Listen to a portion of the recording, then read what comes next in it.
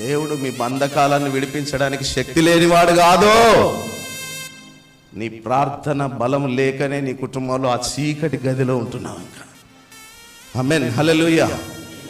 అవమానాలు చేసి తిట్టిపోయి వాళ్ళందరూ వెళ్ళిపోయిన తర్వాత కంజర పట్టుకొని పాటలకు నిలబెట్టేవాడు. రాత్రిలో పాటలు పాడుతుంటే తెల్లారే ఒక ఆమె అన్నది, ఏమయ్యా, ఏం దేవుడయ్యా మీ దేవుడు, ఇంత పాటలు పాడతారు, ఇన్ని ప్రార్థనలు చేస్తారు, ఇంత స్తుతిస్తారు, మీ దేవుడు ఏం దేవుడయ్యా, ఎందుకయ్యా మీరు దేవుడు అని భక్తి చేస్తారు, మీరు అక్కడికి రండయ్యా, నేను నీకు అక్కడ గుండు కొట్టించి అది చేపించి ఇది చేపిస్తా, నీకు దేవుళ్ళు తాయితలు కట్టిస్తా, నీ సమస్యలని పోతాయ్యా. నాన్నగారు అన్న మాట ఒకటే, నేను చచ్చినా మంచిదే, బతికినా మంచిదే, ఈ దేవుని నేను చప్పట్లు కొట్టండి, నేను చచ్చినా మంచిదే, బతికినా మంచిదే, దేవుని విడిచిపెట్టాను, నేను చచ్చినా మంచిదే, ఇంట్లోనే చస్తా నేను.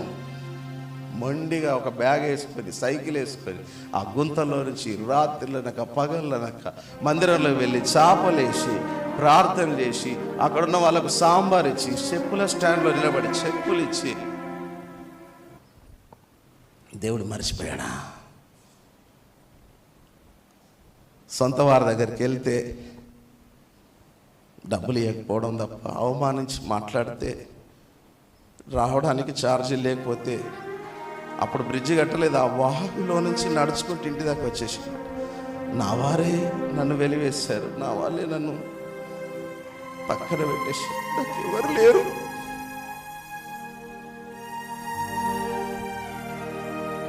నాకెవరు లేరు అని ఏడ్చిన రోజు.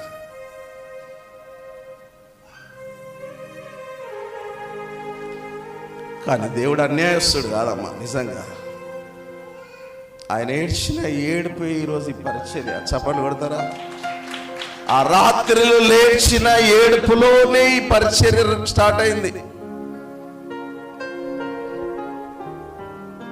నీ చెరసాలలోనే నీ ప్రార్థన స్టార్ట్ అవును గాక. ఈ సంవత్సరంలో నీ చెరసాల నుంచి దేవుడు విడిపించును గాక. ఏ బంధకాలు ఉన్నాయి అన్నీ పోతాయమ్మా.